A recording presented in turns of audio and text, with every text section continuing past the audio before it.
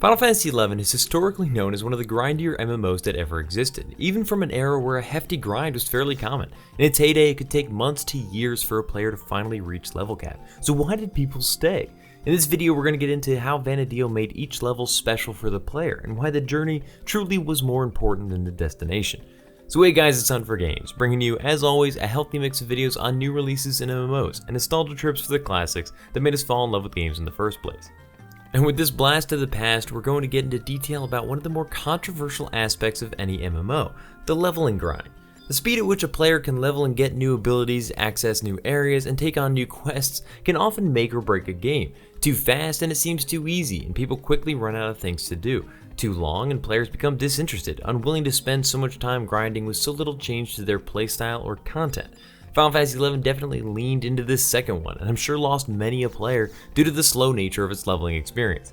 Even I often struggled with it, because, let's face it, sometimes killing the same crabs over and over and over again for hours with no end in sight with probably a terrible party is just boring and miserable. So if I, someone who loved Final Fantasy XI more than any other game I've ever played, could get so frustrated with the experience, how did it manage to successfully retain its player base?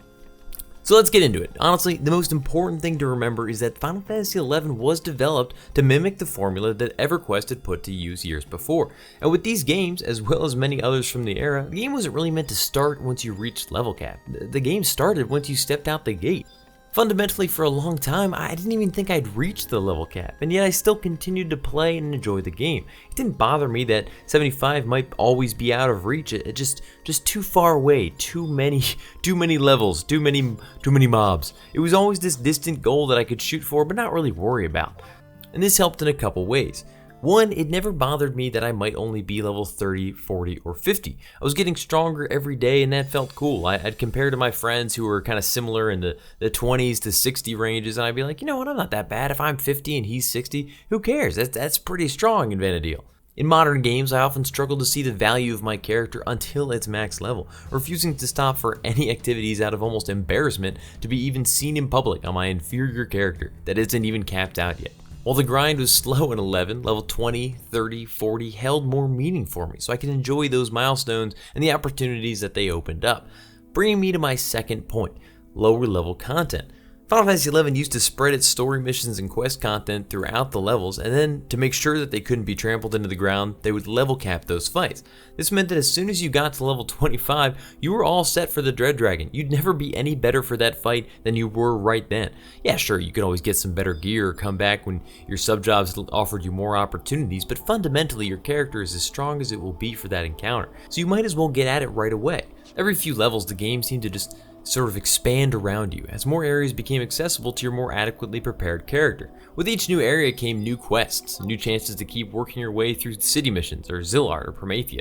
Hell, Promethea's first real thing was the Promi missions, which are really difficult sections locked at 25. I was exposed to the concepts of taking an alliance through an impossibly difficult zone, dodging aggro, desperately trying to take down enemies that we couldn't avoid, all to get to a painfully hard fight at level 25, and even if we won, I had to do it 2 more times for the other zones. I can't think of a single opportunity in a modern MMO that introduces low-level players to such a challenge. Instead, it seems like we're often choosing to baby lower-level players until level cap. In fact, this trend is so bad, most games' standard leveling experience is considered to be a drawn-out tutorial of sorts by the players. While this is a bit of an exaggeration sometimes, the concept does have some merit. Friends that were level 60 were asking for my help to come as my level 25 summoner for these fights. A higher level player needed my help. It made me feel useful to the community and strong in the lands of Vana'diel, even though I was a puny level 25 or 30 summoner. Well, in the back of my mind, I knew that I hadn't even glimpsed true strength yet in the world of Final Fantasy XI. I still felt awesome at my ability to meaningfully contribute. But it wasn't just missions that would suddenly open up. New NMs or farming spots for earning cash might suddenly be within your grasp, while over time you might get strong enough to kill the same enemies faster or more efficiently. In many cases, being able to kill them at all was enough to drastically shift how you could best earn money. We've talked before about how some of the gear that could be earned at lower levels was game-changing and could be used until 75. Getting to 30 and being able to fight Humaju for the Monster Signa or earning your Ochudo's Kote, hell, the damn leaping boots were level 7 and could be used practically up through the 70 by some jobs. These were incredibly rewarding moments that low-level players could experience, because while a higher-level player might be able to kill that NM faster, as long as you could claim it and kill it, you were in the game. And BC&Ms, while stories and missions were one and done, at least for the purpose of your own progress, if not others, BC&Ms were repeatable level-capped content with amazing rewards. Level 20, 30, 40, 50, 60 BC&Ms each had unique and valuable drops that at 75 could still be sold for a pretty penny. Because the economy was so active, you could start participating and earning money very early on if you enjoyed these types of activities. And honestly, that was the most important thing. If you got tired of leveling, grinding over and over again against crawlers and crabs and flies to earn the next few precious experience points, you could take a damn break and still make progress in the game, just in other ways. This kept you invested in the world of Vana'diel while not feeling like you were burning out against the concept of grinding over and over again. And this is progress that would last your whole experience, not stuff that might just be fun for a day or a week, but stuff that you could still be using years later. While many may argue that newer MMOs have similar opportunities, new dungeons, new world events, the rewards generally do come down to experience points in one fashion or another. So while you break it up with different formats, you still feel like your main goal is leveling and ultimately getting to the level cap. That's reinforced by every activity you take part in, and it's almost impossible to lose that mentality. But the final ticker, the big thing that made Final Fantasy XI a journey through a world instead of the race to Endgame, honestly, not that much changed at 75. Yes, there were new events that you could take part in, Limbus, Dynamis, God Fights, new amazing gear to go after, but even many of those events could be started at 65 or 70, depending on your job, of course. I got into Dynamis for the first time as a 68 summoner that just kind of sat back, healed, and threw out Fenrir buff or two. And while I wasn't the most useful player, they didn't have a full alliance, and I was there to help. Otherwise, it was the usual story. Missions, quests, BC&Ms, just way more of them than there had been available before. It still just felt like more Final Fantasy XI, only now it was the ultimate badass at 75. Now I will say that the biggest argument to be made against all of this was that the grind was still a bit too severe. Especially with how difficult it could be to get a full party to work your way through it. Well, that crazy grind does have some merit, and I just think adjustments could be made to make it a bit more approachable if a similar concept was brought to games today.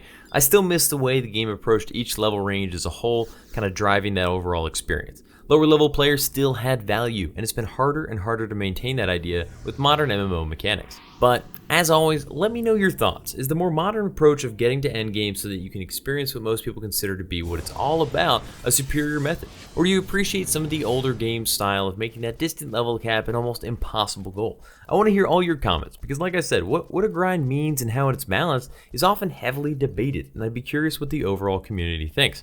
If you haven't, check out the previous video we did in this series on the speed of ability acquisition, linked in the description below, and be sure to check back for more Final Fantasy XI videos coming soon. Have a good one, guys. Peace. As always, guys, thanks for watching. If you haven't already, you should totally think about subscribing. I've got videos coming out twice a week, and if you like this one, there's at least a chance you'll like some of the others that are very similar to this, so live dangerously. Let me know what you guys thought about the video in the comments and other videos you'd like to see. And finally, follow me on Twitter, Instagram, and Huntin for Games to keep up with all the latest stuff. See ya.